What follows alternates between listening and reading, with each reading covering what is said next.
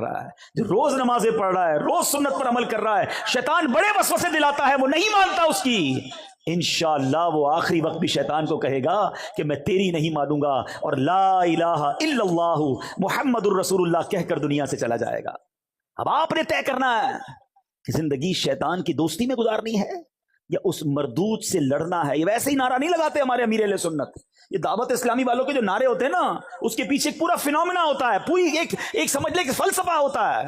کیا خوبصورت نعرہ ہے امیر اہل سنت کا کہ شیطان کے خلاف جنگ ایک بار نہیں لڑنی ہے، جاری رہے گی، کنٹینیو رہے گی ٹل دا اینڈ، اور یہ جنگ جیتنی ہے ہم نے۔ لیکن صرف نعرہ لگانے سے جنگ نہیں ہوتی نا۔ کبھی فوج کو دیکھا ہے کہ فلاں ملک کے خلاف جنگ جاری رہے گی اور اس کے بعد فوج رضائی اوڑھ کے سو جائے؟ فوج جاگتی ہے تو ہم سوتے ہیں۔ تو ہمیں بھی اگر واقعی اپنے ایمان کی حفاظت کرنی ہے، یہ بزرگوں کو ویسی فکر نہیں ہوتی تھی۔ سیدی غوث اعظم، اللہ اکبر، پیران پیر، پیر دستگیر، ولیوں کے سردار، آپ کہتے ہیں ایک بار عید کا دن تھا، فرماتے لوگ کہہ رہے ہیں آج عید کا دن ہے، عید کا دن ہے۔ عبد القادر کے لیے عید کا دن وہ ہوگا جب اپنا ایمان سلامت لے کر دنیا سے جائے گا۔ پیرانے پیر یہ کہہ رہے ہیں، اور ہم گناہ گاروں کو فکر ہی نہیں ہے۔ کبھی لوگ ملتے نا، کہتے ہیں حضور کاروبار میں برکت کی دعا کر دیں، بچے کے لیے دعا کر دیں، فلاں کام ہو جائے۔ بہت فرماتے کہ بغداد میں ایک شخص غریب تھا، حاجت مند تھا اور بال بچوں والا تھا۔ ایک دن وہ جب گھر گیا تو رات کے وقت اس نے دیکھا کہ بچے رو رہے ہیں، اور وہ بچے بھوک کی وجہ سے رو رہے ہیں۔ اتنا غریب تھا کہ بچوں کے لیے کھانے کو بھی کچھ نہیں تھا۔ نماز پڑھی، نماز سے فارغ ہوا اور بیوی بچوں کو بلایا اور کہتا بیٹھو، میرے ساتھ بیٹھو اور اللہ کے حبیب علیہ الصلوۃ والسلام پر درود پڑھنا شروع کر دو، اور دیکھو کہ اللہ تعالیٰ درود پاک کی برکت سے کیسے ہمیں غنی کرتا ہے اور اپنے فضل و جود اور احسان سے ہمیں نوازتا ہے۔ وہ بچے، وہ گھر والے اس حالت میں کہ کھانے کو کچھ نہیں، درود پاک پڑھنے لگے۔ وہ شاعر کہتے ہیں نا، دکھوں نے تم کو جو گھیرا ہے تو درود پڑھو، دکھوں نے تم کو جو گھیرا ہے تو درود پڑھو، جو حاضری کی تمنا ہے تو درود پڑھو۔ تو اب وہ درود پڑھنے لگا، رات سویا، آنکھیں تو بند ہوئی، قسمت جاگ اٹھی۔ کونین کے والی نبی پاک صلی اللہ علیہ وسلم کا خواب میں دیدار ہوا، اور آقا علیہ الصلوۃ والسلام نے تسلی دی اور فرمایا کہ جب صبح ہو تو اے میرے پیارے امتی، فلاں مجوسی کہتے ہیں آتش پرست کو، آگ کی پوجا کرنے والے کو، اس کے پاس جانا، میرا سلام کہنا اور اس کو کہنا جو تیرے حق میں دعا کی گئی ہے وہ قبول ہو گئی ہے، اور جو تجھے رب نے دیا ہے اس میں سے کچھ مال میں سے مجھے بھی عطا کر دے۔ یہ بندہ صبح ہوئی تو بیدار ہوا اور سوچنے لگا، خواب میں دیدار تو نبی پاک کا ہی ہوا ہے، مگر آقا مجھے ایک آتش پرست کے پاس بھیج رہے ہیں اور اپنا سلام بھی کہنے کا فرما رہے ہیں۔ تذبذب ہے، ہیزیٹیشن ہے۔ اس نے یہ حدیث بھی سنی ہوئی ہے کہ روایتوں کا مضمون ہے کہ نبی پاک فرماتے ہیں کہ جس نے مجھے خواب میں دیکھا اس نے حق دیکھا، کیونکہ شیطان میری شکل میں آ نہیں سکتا۔ بہرحال اگلی رات ہوئی، پیارے آقا پھر خواب میں تشریف لائے، فرمایا میرا پیغام اسی کے لیے ہے، تم جاؤ اسے جا کر کہو کہ تمہارے لیے جو دعا مانگی گئی تھی وہ دعا قبول ہو گئی ہے، اور جو تجھے اللہ نے دیا ہے اس مال میں سے مجھے بھی کچھ دے دے۔ وہ مجوسی کے بارے میں جب معلوم کیا گیا تو پتہ چلا وہ تو بڑا مالدار ہے، پورے شہر میں مشہور ہے۔ یہ بندہ ڈھونڈتے ڈھونڈتے اس کے گھر پہنچا، گھر میں بڑا رش لگا ہوا تھا، کافی سارے بزنس کمیونٹی کے لوگ آئے ہوئے تھے، بڑا تاجر تھا، کاروبار کرتا تھا۔ یہ اس مجوسی کے پاس گیا اور جا کر کہتا ہے کہ میں تم سے کوئی ضروری بات کرنا چاہتا ہوں مگر اکیلے میں کرنا چاہتا ہوں۔ وہ جو مجوسی تھا آتش پرست، اس نے نوکروں کو حکم دیا کہ سب باہر چلے جائیں، تخلیہ کر دیا جائے۔ اب اکیلے میں یہ مرد صالح جو ہے اسے کہتا ہے تمہیں ہمارے آقا جناب محمد الرسول اللہ صلی اللہ تعالی علیہ وسلم نے سلام ارشاد فرمایا ہے۔ وہ کہتا ہے یہ کون ہیں؟ کہا یہ ہمارے نبی ہیں۔ کہا تم جانتے نہیں میں تو مسلمان نہیں ہوں، میں نے تو اسلام قبول نہیں کیا اور میں ان کو جانتا بھی نہیں، انہوں نے مجھے سلام کیسے فرمایا ہے؟ اس کا صرف سلام نہیں فرمایا، یہ بھی فرمایا ہے کہ تمہارے لیے جو ایک دعا مانگی گئی تھی وہ قبول ہو گئی ہے، اور تمہیں جو اللہ نے مال دیا ہے اس میں سے مجھے کچھ دے دو۔ وہ مجوسی کہتا ہے تمہیں معلوم ہے وہ دعا کیا تھی؟ کہتا نہیں مجھے تو نہیں پتا کیا دعا تھی۔ کہا چلو میرے ساتھ، ہاتھ پکڑ کر کمرے میں لے کر گیا اور اسی کے ہاتھ پکڑ کر کہتا ہے پہلے مجھے کلمہ پڑھاؤ، میں کلمہ پڑھ کر مسلمان ہونا چاہتا۔ राइट अवे अशहदु अल्ला इलाहा इल्लल्लाह व अशहदु अन्ना मुहम्मदन अब्दुहु व रसूलुहु, वो कलमा पढ़ के मुसलमान हुआ।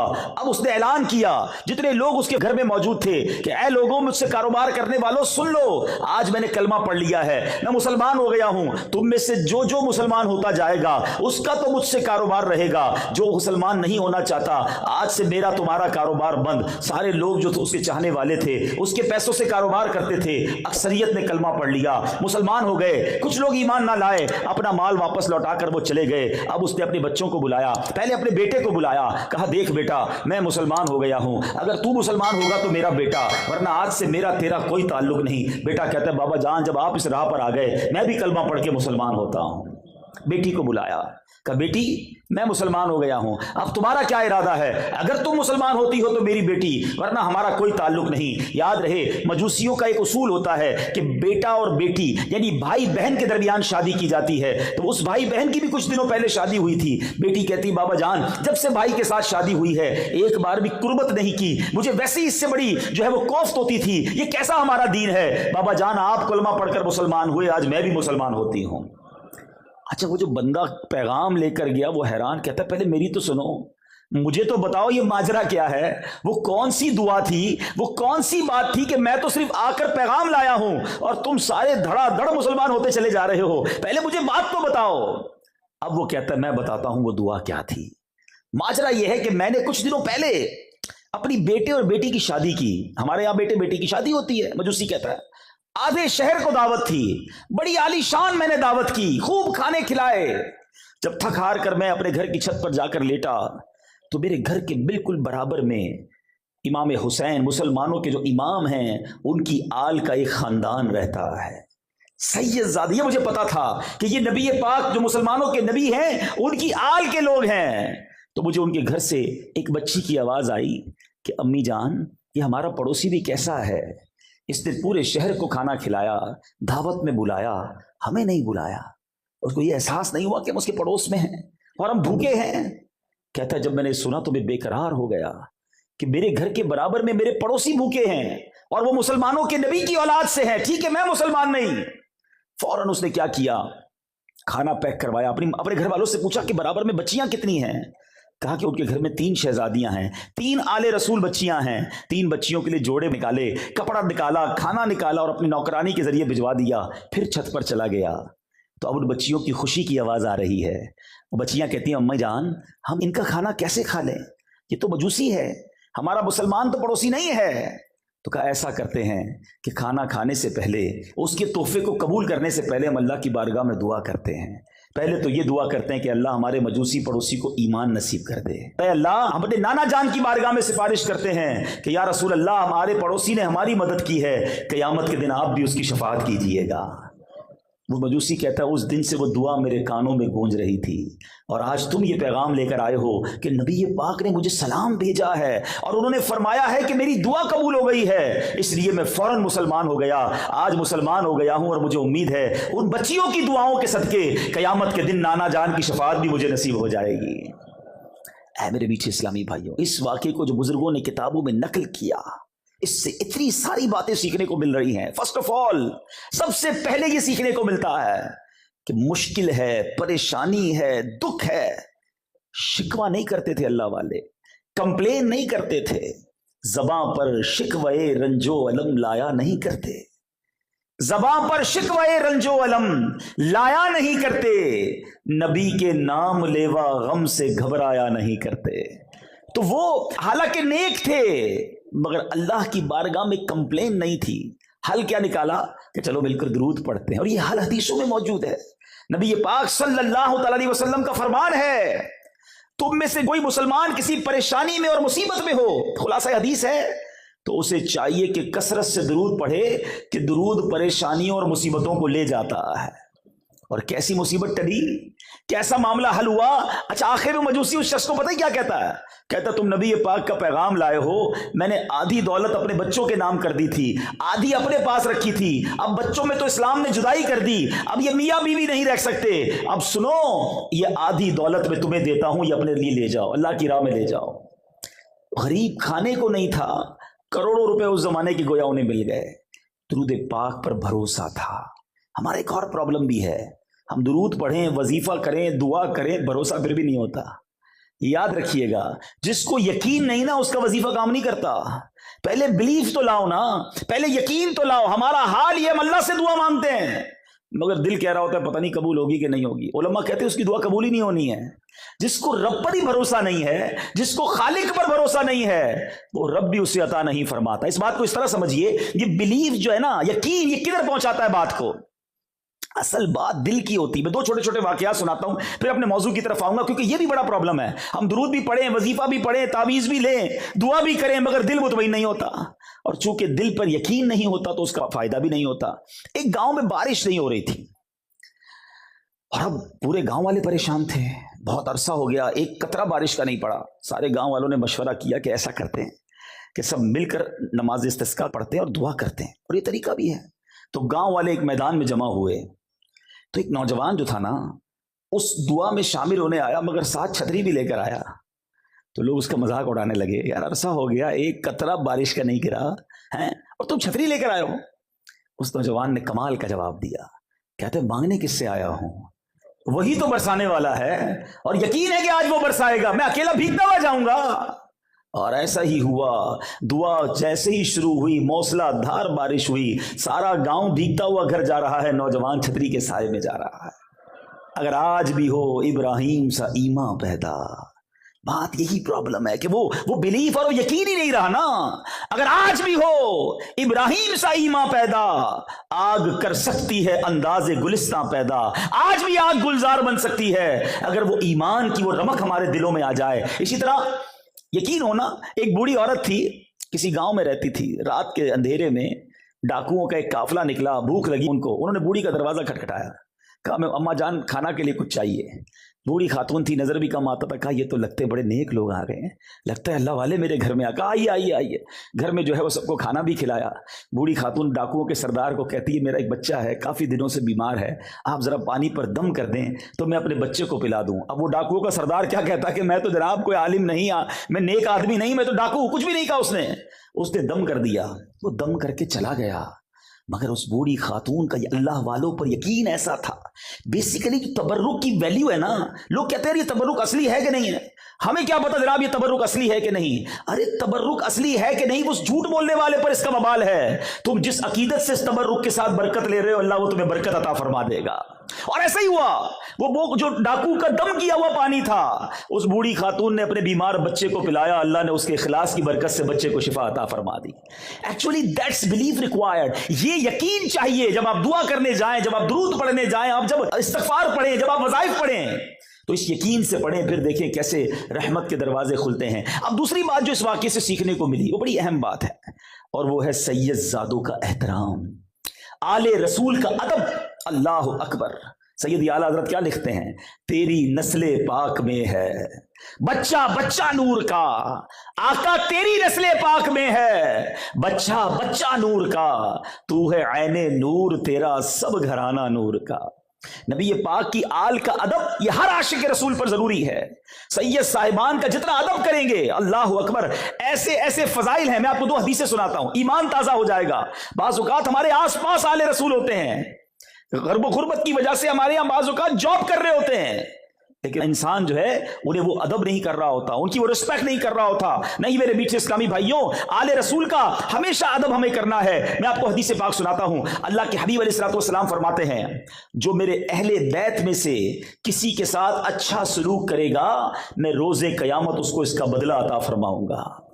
آئے ہائے، آقا جب عطا فرمائیں گے، جب میرے کریم سے گر قطرہ کسی نے مانگا، ان کی عطا کیسی ہے سوچو، میرے کریم سے گر قطرہ کسی نے مانگا، دریا بہا دیے ہیں، در بے بہا دیے ہیں۔ سنو ایک اور جگہ نبی پاک کیا فرماتے ہیں صلی اللہ تعالی علیہ وسلم، آقا فرماتے ہیں جو شخص اولاد عبد المطلب میں سے یعنی سید زادوں میں سے کسی ایک کے ساتھ بھی دنیا میں نیکی کرے گا، اس کا بدلہ دینا مجھ پر لازم ہے جب وہ روز قیامت مجھ سے ملے گا۔ تو ہمیں سید صاحبان کا، آل رسول کا، عشق رسول کی وجہ سے ادب کرنا چاہیے کہ نبی پاک کا خون ہے۔ ٹھیک ہے بعض اوقات سید صاحبان کے کچھ معاملات آتے ہیں ہمارے سامنے، मगर हमें ये देखना है जितना हो सके उनका अदब करें, उनके साथ अच्छा बर्ताव करें। बरेली के ताजदार इमाम इश्क व मोहब्बत आला हजरत का मामूल क्या था कि आप क्या करते थे कि आपके पास जब कोई सैयद साहब आते थे तो आप उन्हें लोगों को एक एक तकसीम करते थे, और जब कोई सैयद साहब आता तो उसे डबल दिया करते थे। और आज आशिक आला हज़रत अमीर अहले सुन्नत जो बानी दावत इस्लामी हैं, हमने अपने पीरो मुर्शिद का भी ये मामूल देखा कि जब कोई चीज़ बांट रहे होते हैं और जैसे ही पता चलता है कि फ़लाँ सैयद है उसे 2 अता फरमाते हैं। तो सुभान अल्लाह, हमें सैयद साहिबान के साथ बेहतरीन बर्ताव करना चाहिए। एक तरफ तो हम कहते हैं खाते हैं तेरे दर का, पीते हैं तेरे दर का, पानी है तेरा पानी, दाना है तेरा दाना। अरे जिस आका का सदका खा रहे हैं उसकी आल की अगर थोड़ी खिदमत कर लेंगे तो इंशाअल्लाह नबी पाक हमसे राजी हो जाएंगे। सुभान अल्लाह। ईसार के वाकयात पढ़े ना सहाबा इकराम अलैहिम रिदवान के, वो आपने वाकया सुना होगा कि एक साहबी रसूल के घर पर सरी भिजवाई गई। अरब के लोग जो है ना सरी बड़ा पसंद करते हैं, बकरे का सर जिसको कहते हैं। तो एक साहबी रसूल के घर पर सरी भिजवाई, उनको जरूरत भी थी, मगर सोचा कि मेरे पड़ोस में भी एक भाई रहते हैं, उन्हें भी ज़रूरत है, उनको भिजवा दी। और उन्होंने सोचा मेरे पड़ोस में एक भाई को ज़रूरत है, उनको भिजवा दी। किताबों में लिखा 7 घरों से घूमकर वो सरी पहले घर में वापस आ गई। ईच एंड एवरीबडी, उस ज़माने के लोग चाहते थे दूसरे का भला हो जाए, और आज के लोगों का हाल यह है कि भाई हमारा काम सीधा हो, अगले का बेड़ा गर्क होता हो तो हो जाए। ये इस्लाम नहीं है। इस्लाम ईसार का दर्स देता है, दूसरों की भलाई का दर्स देता है। बड़ा प्यारा जुमला बचपन से हम बुजुर्गों से सुनते हैं, सबका भला सबकी खैर, सबके भले में अपनी खैर।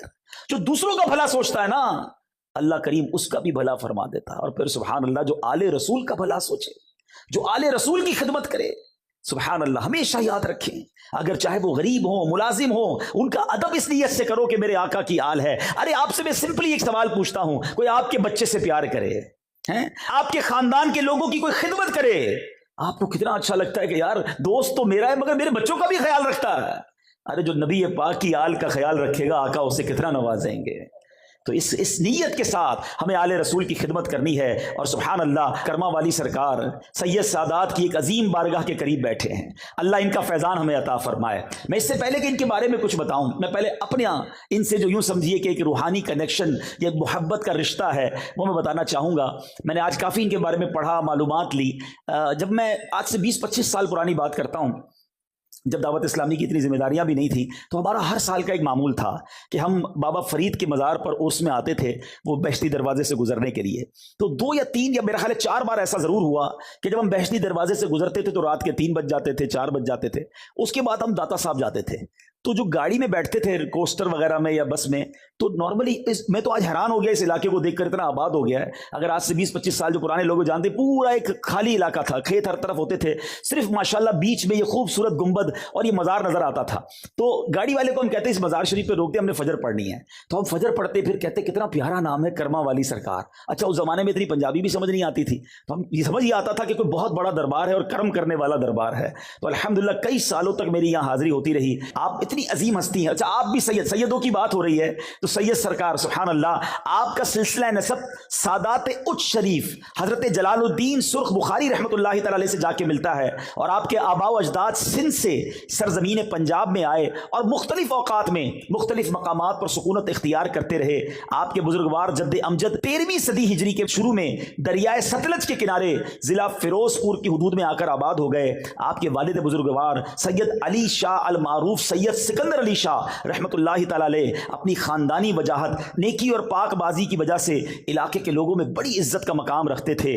13वीं सदी हिजरी के आखिरी सालों में आपने यानी करमा वाली सरकार रहमतुल्लाहि तआला अलैह ने इस दुनिया में गोया जलवा गरी हुई। आप मौजू करमू वाला जिला फिरोजपुर में पैदा हुए, सुभान अल्लाह। और आपका सने विलादत क्या है?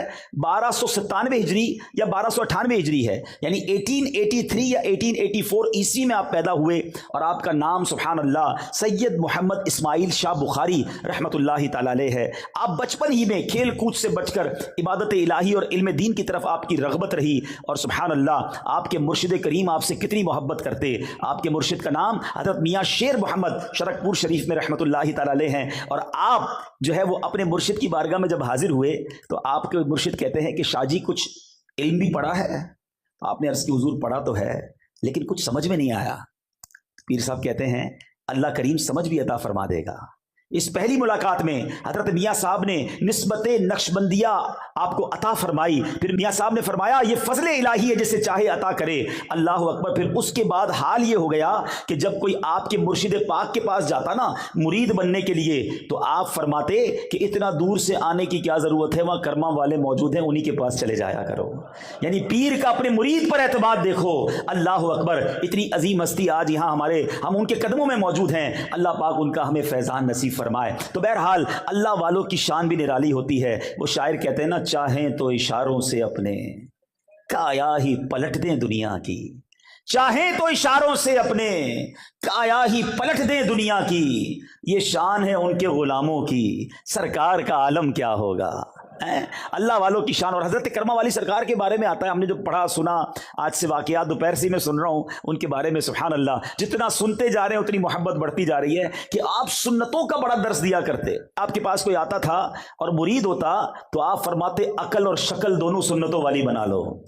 سبحان اللہ. دیکھیں یہ ہے اللہ والوں کا طریقہ کہ وہ فرماتے عقل بھی سنت والی ہو, شکل بھی سنت والی ہو. اللہ کرے کہ ہمارا چہرہ بھی, ہمارا سوچنا بھی, ہمارا چلنا پھرنا, اٹھنا بیٹھنا سب نبی پاک کی سنت کے مطابق ہو جائے. تو بہرحال میرے بیچ اسلامی بھائیوں, سید سادات کی خدمت کرنی ہے. اور ان تمام باتوں میں اصل بات پتہ کیا ہے؟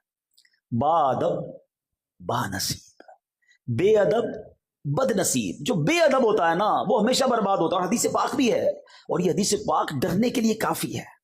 نبی پاک علیہ الصلوۃ والسلام فرماتے ہیں, جس کا مضمون ہے جو اپنے چھوٹوں پر شفقت نہ کرے اور اپنے بڑوں کا ادب نہ کرے وہ ہم میں سے نہیں. اب جب نبی پاک جس کے بارے میں یہ فرما دے رہے وہ ہم میں سے نہیں, پھر بچا کیا؟ آقا کے سوا کون ہے ہمارا؟ تو یہ ادب کتنا ضروری ہے اسلام میں کہ ہمیں اپنے بچوں پر شفقت کرنی ہے اور اپنے بڑوں کا ادب کرنا ہے. اب یہاں ایک اور پرابلم پتہ کیا ہو جاتا ہے؟ نوجوان بیٹھے ہیں, جب جوانی میں پیسہ آ جائے, جوانی میں شہرت مل جائے تو بندہ اب اپنے بزرگوں کو اگنور کرنے لگ جاتا ہے. اس کو سفید داڑھی والے سفید بالوں والوں کا ادب سمجھ نہیں آتا. وہ کہتے ہیں تو غریب آدمی میرا ملازم ہے. نہیں میرے بیچ اسلامی بھائی, چاہے غریب ہے, چاہے آپ کا ملازم ہے, چاہے کسان ہی کیوں نہ ہو, چاہے ٹھیلا لگانے والا ہو, اگر اس کے سفید بال ہو گئے تو اس کو والد کی طرح سمجھو. ان کو ادب اسی طرح آپ نے دینا ہے, کیونکہ ادب کرو گے تو اللہ اور ترقی دے گا, اللہ تمہاری عزتوں میں اور اضافہ فرمائے گا. ہمیشہ یاد رکھیں, جو اپنے بڑوں کا ادب کرتا ہے بعد میں اس کے بچے بھی اس کا ادب کرتے ہیں. یہاں میں آپ کو ایک فارمولا بتاتا ہوں. جب آپ کسی والد کو دیکھیں نا کہ اس کے بچے اس کا ہاتھ چوم رہے ہیں, اس کا ادب کر رہے ہیں, آپ کبھی اس والد کو روک کے پوچھ لیجئے گا, لگتا ہے آپ نے بھی اپنے بڑوں کا بڑا ادب کیا. وہ آپ کو بتائے گا کہ ہاں میں بھی اپنے والدین کے ہاتھ چومتا تھا, میں بھی اپنے بزرگوں کا ادب کرتا تھا. یہ مکافات عمل ہے. جو اپنے بزرگوں کو تکلیف پہنچاتا ہے وہ اپنی زندگی میں اپنی اولاد کے اندر یہ دکھ دیکھتا ہے. تو جیسی کریں گے ویسی بھریں گے. سخی سلطان حق باؤ کیا کمال کی بات دیکھتے ہیں, فرماتے علم پڑھیا پر ادب نہ سکھیا, علم پڑھیا پر ادب نہ سکھیا, کی لینا علم نو پڑھ کے ہو تسبیح پھری پر دل نہ پھریا, تسبیح پھری پر دل نہ پھریا, کی لینا تسبیح نو پڑھ کے ہو. اللہ کرے کہ یہ دل اللہ کا ذکر کرے, دل یاد مصطفیٰ میں مستغرق ہو جائے. ہاتھ میں تسبیح ہے اور منہ پر جھوٹ ہو, ہاتھ میں تسبیح ہے اور لوگوں کو تکلیف پہنچا رہے ہیں, پھر کیا دل نے بدلاؤ کیا؟ ارے مزہ یہ ہے اللہ کا ذکر زبان بھی کرے اور اللہ کا ذکر دل بھی کرے. دل کی گہرائیوں سے رب کی محبت دل میں آ جائے تو انسان بنتا ہے. تو بہرحال میرے بیچ اسلامی بھائیوں, ادب کا بہت بڑا تعلق ہے ہماری تعلیمات اور اسلام کی یوں سمجھیے کلچر کے اندر. آپ اگر ہسٹری آف اسلام دیکھیں, بلکہ اس یونیورس کی ہسٹری دیکھیں, تو جو شیطان تھا وہ راندہ درگاہ کیوں ہوا تھا؟ وہ اللہ کی بارگاہ سے اسے کیوں نکالا گیا تھا؟ اس نے بے ادبی ہی تو کی تھی نا. حضرت آدم علیہ السلام کی بارگاہ میں اسے سجدہ کرنے کا حکم دیا گیا, مگر اس مردود نے تکبر کیا, پراؤڈ کیا, اور کیا کہتا ہے؟ انا خیر من, اے اللہ میں اس سے بہتر ہوں. حالانکہ حکم الہی تھا, سارے فرشتے سجدے میں چلے گئے, مگر یہ بدبخت کہتا ہے میں اس سے بہتر ہوں. خلقتنی من نار وخلقتہ من طین, اے اللہ تو نے مجھے آگ سے بنایا ہے, اس کو مٹی سے بنایا ہے, حضرت آدم کو, میں کیسے اس کو سجدہ کروں؟ یہ وہ بے ادبی تھی, یہ وہ تکبر تھا, یہ اللہ کے حکم کو نہ ماننا تھا. شیطان پہلے سے ہی اللہ کا نافرمان نہیں تھا, بڑا عبادت گزار تھا, جنت کا خزانچی تھا, معلم الملکوت فرشتوں کا استاد تھا, مگر بے ادبی کی سب عبادتیں غارت کر دی گئی. اس کو لانتی قرار دے کر اللہ کے دربار سے نکال دیا گیا۔ اب اگر آج کوئی سوچے کہ ایک بے ادبی، ایک گستاخی، نبی کی گستاخی تھی نا، ہے اللہ کا حکم نہ ماننا، تکبر، یہ سب کچھ چھین سکتا ہے۔ شیطان نے تو ایک بار کہا نا انا خیر من، میں اس سے بہتر ہوں۔ اور آج جو لوگ روز یہ کہہ رہے ہیں، اچھا زبان سے نہیں کہہ رہے مگر ایٹیٹیوڈ سے کہہ رہے ہیں، انداز سے کہہ رہے ہیں۔ آپ نے وہ حدیث تو سنی ہوگی نا، بچپن سے ہم وہ حدیث سن رہے ہیں، کتنی مشہور حدیث ہے کہ جس کے دل میں رائی کے دانے کے برابر تکبر ہوگا وہ جنت میں نہیں جائے گا۔ What is the meaning? رائی کا دانا اتنا سا اتنا بھی تکبر ہوگا وہ جنت میں نہیں جائے گا۔ جس کا دل ہی پورا تکبر سے بھرا ہوا ہے اس کا کیا بنے گا؟ سوچئے، ہم کہتے نہیں ہیں مگر ہمارا انداز یہی ہے کہ میں بہتر ہوں، یہ تو غریب ہے، میں امیر ہوں، میں اتنا مشہور ہوں، اس کو کون جانتا ہے، میں اتنا اچھا بیان کرتا ہوں، اس کو تو کچھ آتا ہی نہیں کرنا۔ عبادت سے تکبر لوگ کر رہے ہوتے ہیں، میں 5 وقت کا نمازی، یہ تو ایک بھی نماز نہیں پڑھتا، میں تہجد گزار، یہ تو کچھ بھی نہیں کرتا، حج کر کے تکبر کر رہے ہوتے ہیں، میں حاجی، یہ تو حج ہی نہیں کرتا۔ یاد رکھیے انا خیر من کی بہت ساری ایگزامپلز بن سکتی، میں اس سے بہتر ہوں، میں خوبصورت، یہ بدصورت، میں بڑے خاندان والا، یہ چھوٹے خاندان والا، میرے پاس اتنے نوکر چاکر، یہ خود میرا نوکر۔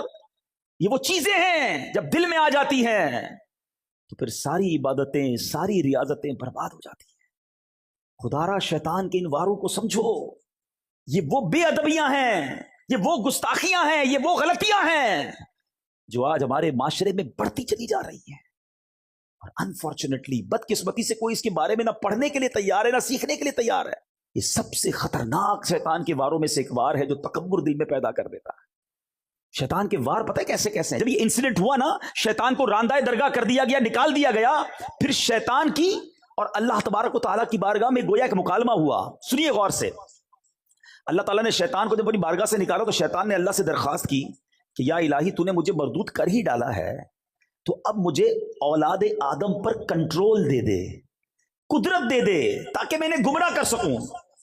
اللہ نے فرمایا تجھے کنٹرول دیا گیا، تجھے قابو دیا گیا۔ کہنے لگا اللہ کچھ اور زیادہ دے۔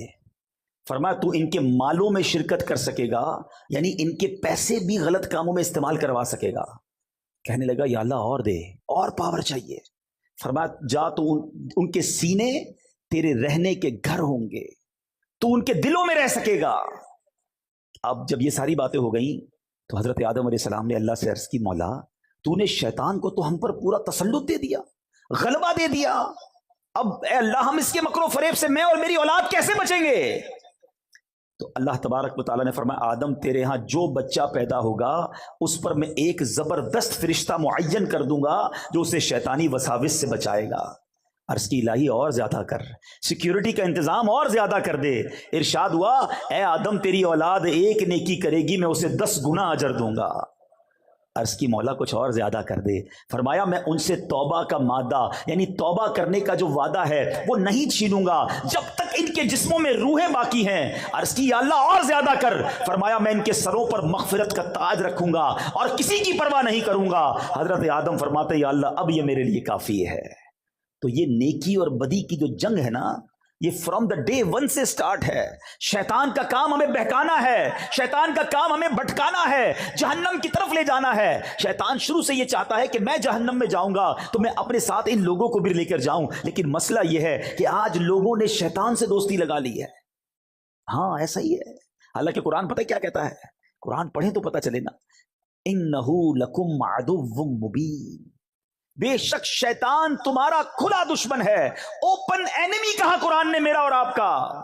مگر کمال یہ ہے کہ ہم شیطان سے دوستی لگائے بیٹھے ہیں۔ قرآن دشمن کہتا ہے اور مسلمان اسے دوست بنائے بیٹھے۔ یہ میں ثابت کروں گا، ابھی بتاؤں گا آپ کو۔ یہ بڑی عجیب بات ہے کہ مسلمان شیطان سے دوستی لگائے بیٹھا ہے۔ اللہ تبارک و تعالیٰ نے جب شیطان کو مردود کیا نا تو شیطان نے کہا الہی تو نے بنی آدم میں پیغمبروں کو بھیجا ہے، ان کو کتابیں دی ہیں، تو میرے پیغمبر اور میری کتابیں بھی ہونی چاہیے۔ ذرا سنیں شیطان کی باتیں ہیں، میرے پیغمبر اور میری کتابیں بھی ہونی چاہیے۔ تو خدا تعالیٰ نے فرمایا کہ کاہن اور نجومی جو ہے نا وہ تیرے پیغمبر ہوں گے۔ عرض کیا میری کتاب؟ فرمایا جھوٹے شیروں کی کتاب جو ہے وہ تمہاری کتاب ہوگی۔ یہ نجومیوں کے پاس جو لوگ جاتے ہیں نا، کاہنوں کے پاس، کوئی پتہ بتا دیں، کوئی نمبر بتا دیں، کوئی جناب کوئی پاسا بتا دیں، ہر بندہ عجیب و غریب لوگوں سے دوستیاں لگائے، پر فرمایا یہ تیرے پیغمبر ہوں گے۔ یہ تک بندیوں اور شعر جھوٹی شاعری کی کتابیں تیری کتابیں ہوں گی. اور شیطان کہتا ہے کہ میرے مؤذن کون ہوں گے؟ اللہ اکبر. عرض کیا میرے مؤذن؟ فرمایا راگ اور گانا تیرے مؤذن ہوں گے. عرض کرتا ہے میری مسجد کیا ہوگی؟ فرمایا فتنہ انگیز بازار تیری مسجدیں ہوں گی. عرض کیا میرا کھانا کیا ہوگا؟ فرمایا جس کھانے پر میرا نام نہ لیا گیا شیطان وہ تیرا کھانا ہوگا. اللہ اکبر. عرض کرتا ہے میرا پانی کیا ہوگا؟ فرمایا جو نشیلی چیزیں ہوں گی. اے شراب پینے والو، اے منشیات کی طرف جانے والو، سنو یہ شیطان کے مشروب ہے. اللہ اکبر. شیطان کہتا ہے میرا جال کیا ہوگا؟ فرمایا عورتیں تیرا جال ہوں گی. اے میرے میٹھے اسلامی بھائی، دشمن سے جب مقابلہ کرنا ہوتا ہے نا تو اس کے ہتھیار پتہ ہونے چاہیے، اس کے وار پتے ہونے چاہیے. ایئر فورس کا مقابلہ ایئر فورس کرتی ہے، نیوی کا مقابلہ نیوی کرتی ہے، آرمی کا مقابلہ آرمی کرتی ہے. جیسا میزائل اس کے مقابلے میں ویسا بناتے ہیں یا اس سے مضبوط بناتے ہیں. ہمارا حال یہ ہے کہ اللہ قرآن میں فرما رہا ہے اِنَّهُ لَكُمْ عَدُوٌّ مُبِينٌ. شیطان تمہارا کھلا دشمن ہے، نہ اس کے وار پتہ ہے نہ اس کے ہتھیار پتہ ہے. میں آپ سے پوچھتا ہوں، ہمارا سب سے پکا دوست جو ہوتا ہے اس کی ہم روز مانتے ہیں نا، ہر بات مانتے ہیں، کہتے ہیں یار حکم کرو یار، آپ کے لیے جان حاضر. پکے دوست کی نشانی یہ ہے، ٹھیک ہے، کہ جس کے لیے ہم کیا کہتے ہیں تمہیں منع نہیں کر سکتا یار، آپ کے لیے بس ہر چیز ہاں ہے. اب میں بتاتا ہوں کہ شیطان کی لوگ کتنی مانتے ہیں. سچی بات تو یہ شاید اپنے ماں باپ کی اتنی نہیں مانتے جتنی شیطان کی لوگ مان رہے ہیں. اور یہ بربادی ہے، یاد رکھنا. صبح ہوتی ہے، فجر کا وقت ہوتا ہے، مؤذن کہتا ہے حی علی الصلاۃ حی علی الفلاح. شیطان کہتا ہے سو جا، اگلے جمعے سے پڑھیں گے فجر. کروٹ بدل کر بلینکٹ اوڑھ لیا. صبح صبح کس کی مانی؟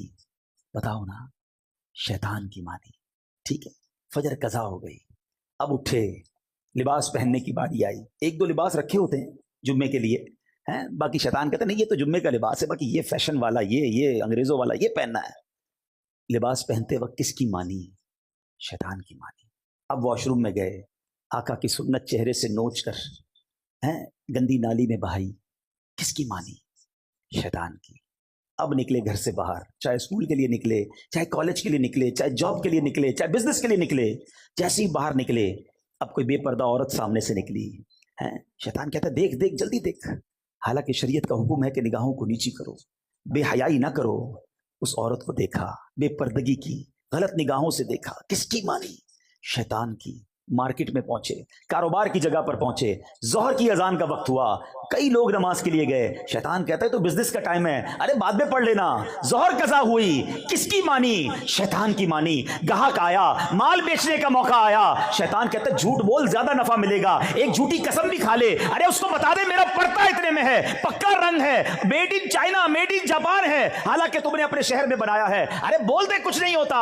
کس کی مانی؟ شیطان کی مانی. عصر کی اذان ہوئی، نماز قضا ہوئی، کس کی مانی؟ شیطان کی. تمہاری مغرب قضا ہوئی، کس کی مانی؟ شیطان کی. عشاء قضا ہوئی، کس کی مانی؟ شیطان کی. رات گھر میں آئے، ہاتھ میں ریموٹ لیا، اب ٹی وی آن کیا، کہیں فلمیں دیکھی، کہیں ناچ دیکھا، کہیں گانے سنے. بتاؤ کس کی مانی؟ شیطان کی. ارے شریعت تو کہتی ہے اللہ رسول کا نام لے کے سونا ہے، مگر موبائل ہاتھ میں ہے، کمرے کی لائٹیں بجھی ہوئی ہیں، آنکھیں حرام دیکھ رہی ہیں، وہ مناظر دیکھ رہی ہیں جو اللہ اور اس کے رسول کو ناراض کرنے والے ہیں. بتاؤ کس کی مانی؟ شیطان کی. ایک دن میں صبح سے شام تک ہم نے کتنی باتیں شیطان کی مانی. اللہ کہتا ہے یہ تمہارا کھلا دشمن ہے، یہ دشمنی ہے. یہ اپنے دل پر ہاتھ رکھ کے پوچھو، یہ دوستی لگائی ہوئی ہے.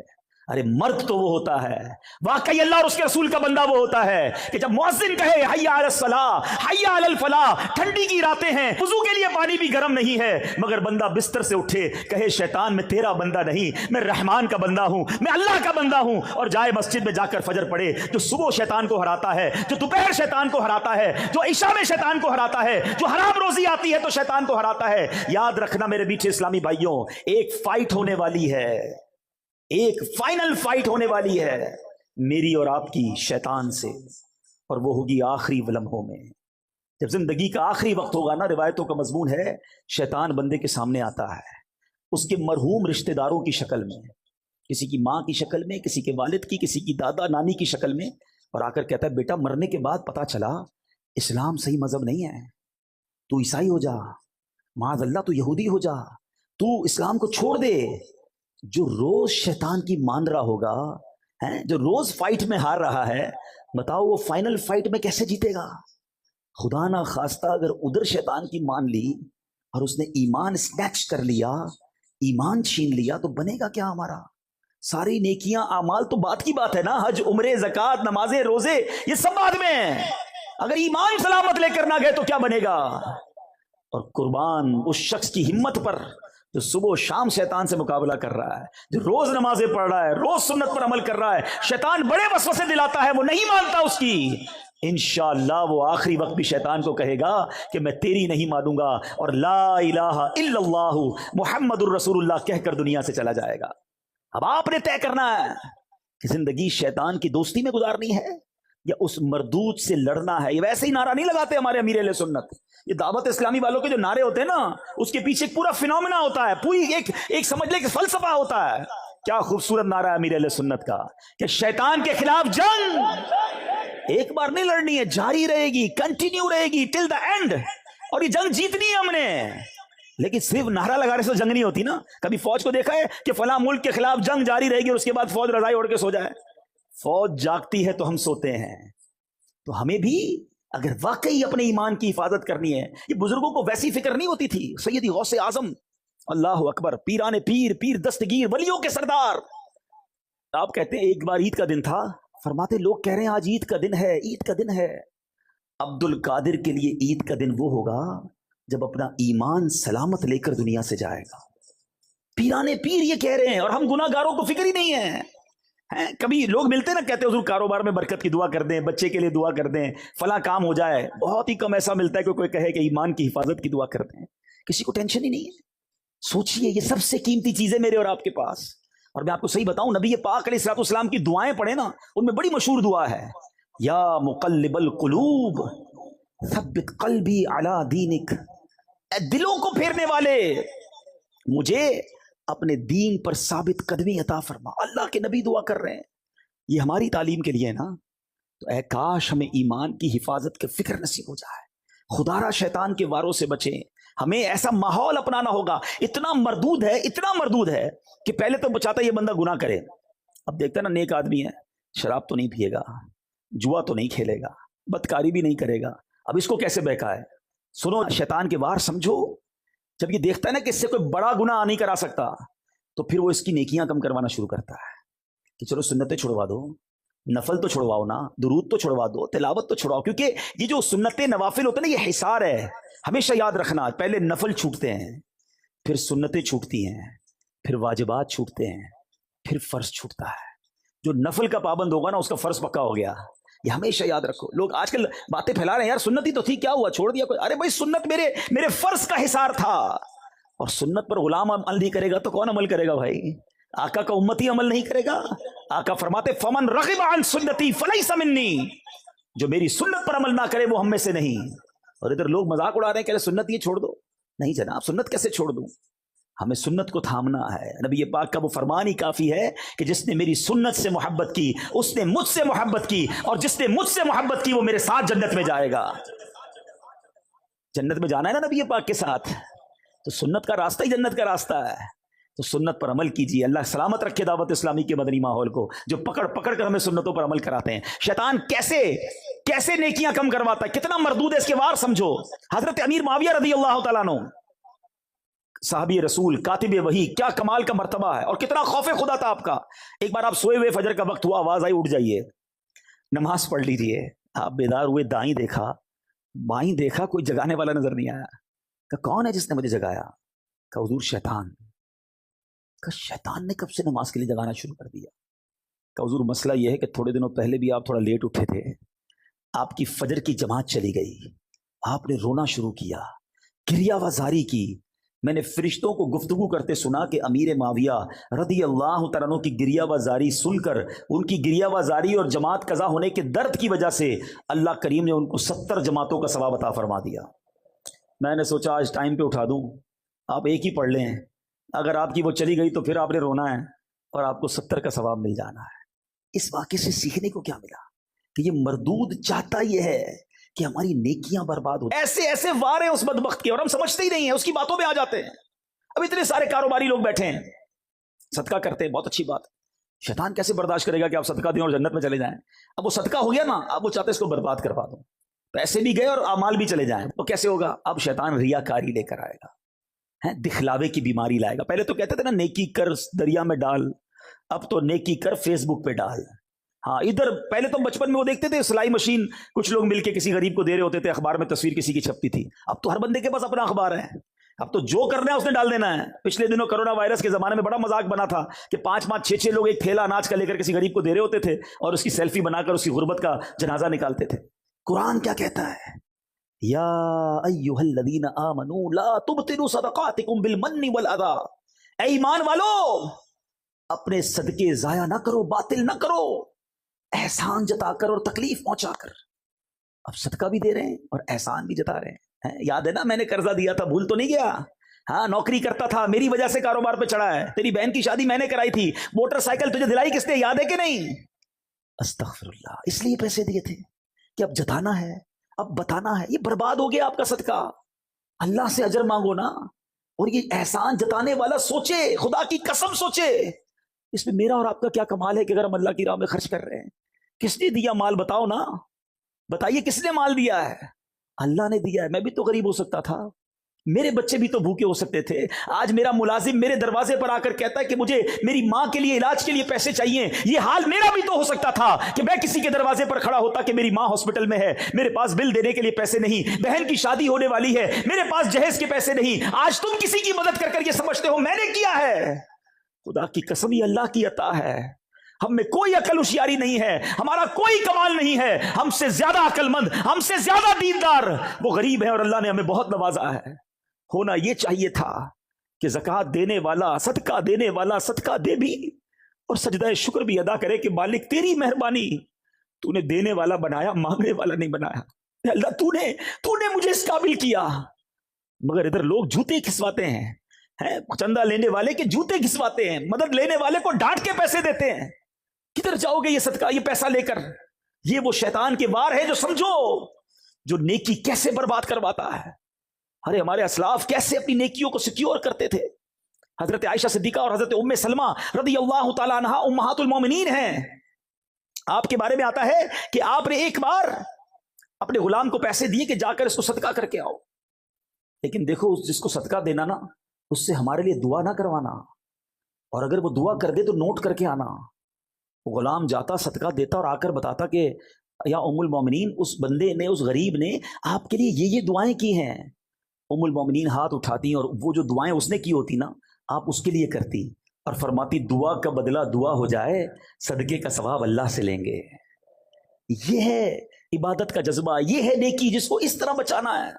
مگر شیطان دل میں ریاکاری ڈال کر، کیوں دل چاہتا ہے کہ مسجد میں اعلان ہو کہ فلاں حاجی صاحب نے پنکھے لگائے ہیں، فلاں نے افطاری پیش کی ہے، فلاں نے سحری کا انتظام کیا؟ اپنے دل سے پوچھے نا، ہمارا کیوں جی چاہتا ہے کہ لوگوں کو پتا چلے؟ یہی تو وہ شیطان کا وار ہے جو ہم سمجھ نہیں رہے۔ وہ پریشان ہو گیا ہے، آپ نے حج کر لیا اسے ٹینشن ہو گئی ہے، آپ نے عمرہ کیا وہ بے قرار ہے کہ کسی طرح آپ کا عمرہ ضائع ہو، آپ کا حج ضائع ہو، آپ کا صدقہ ضائع ہو، آپ کی نمازیں ضائع ہو۔ تو ہو رہا ہے، لوگ سب کو بتا رہے ہیں میں نے اتنے حج کیے ہیں، اتنے عمرے کیے، طواف کے چکر بھی یاد ہوتے ہیں۔ اچھا بزرگوں کے بارے میں آتا ہے کہ بندہ نیکی کر کے بھول جائے اور گناہ کر کے یاد رکھے۔ ہمارا ماجرا یہ ہے کہ ہم گناہ کر کے بھول بیٹھے اور نیکیاں ساری یاد رکھی ہیں۔ عجیب معاملہ ہے، 15 سال 20 سال پرانی لوگوں کو نیکیاں یاد ہیں۔ ارے کل جھوٹ بولا تھا وہ یاد ہے، تھوڑی دیر پہلے آپ نے موبائل کھول کر حرام دیکھا وہ یاد ہے، اس کی توبہ کب کرو گے؟ وہ سب بھول بیٹھے اور 10 15 5 سال پرانی نیکیاں لوگوں کو بتاتے پھرتے، میں نے یہ کیا، میں نے یہ کیا۔ برباد ہو رہی ہے نیکیاں بچاؤ۔ اخلاص کی تعریف علماء یہ لکھتے ہیں کہ اخلاص یہ ہے کہ جس طرح تم اپنے گناہوں کو چھپاتے ہو اس طرح اپنی نیکیوں کو چھپاؤ۔ ہم میں سے کوئی ہے جو لوگوں کو بتائے میں نے کل رات کیا کیا تھا، میں چھپ کر کیا کرتا ہوں؟ کوئی نہیں بتائے گا۔ نیکیاں کیوں بتاتے ہیں؟ چھپ کر نیکی کی وہ بھی بتانی ہے۔ تہجد پڑھ لی، اب ٹینشن شروع ہو جاتی ہے، یار تہجد تو اکیلے میں پڑھی تھی، اب دوست کو کیسے بتاؤں؟ اب کوئی نہ کوئی بہانہ بنائے گا، یار آج بہت تھکا ہوا ہوں، خیریت؟ بس وہ تہجد سے اٹھ جاتا ہوں۔ اچھا آپ تہجد بھی پڑھتے ہیں؟ بس جیسی اس نے یہ کہا نا تو تسلی ہو گئی۔ وہ نہیں ہمارے واٹس ایپ پہ کسی کو میسج جاتا ہے تو ڈبل کلک ہوتا ہے، بلو ہو جاتا ہے، ریسیوڈ ہو گیا میسج، کنفرم ہو گیا، تو جیسے ہی سامنے سے جواب آیا نا کہ ہاں میری عبادت اسے کنفرم ہو گئی، پہنچ گئی۔ توبہ توبہ توبہ، اپنے دل سے پوچھو یہ کیوں کرتے ہیں ہم؟ اللہ مجھے بھی محفوظ رکھے، آپ کو بھی محفوظ رکھے. یہ واقعی بڑا بڑا مردود ہے. اس دشمن کو پہچانو. جبھی تو قرآن کہتا ہے انہو لکم عدو مبین، کہ تمہارا کھلا دشمن ہے. اس سے تو پہلے ہی اللہ کو کہا ہے کہ میں تیرے بندوں کو بہکاؤں گا، اور ہم اس کے پیچھے چلے جا رہے ہیں، دوستی لگائی ہوئی ہے. تو آؤ آج نیت کر لو، ہم شیطان سے دوستی نہیں کریں گے. صلو علی الحبیب صلی اللہ تعالی علیہ وسلم.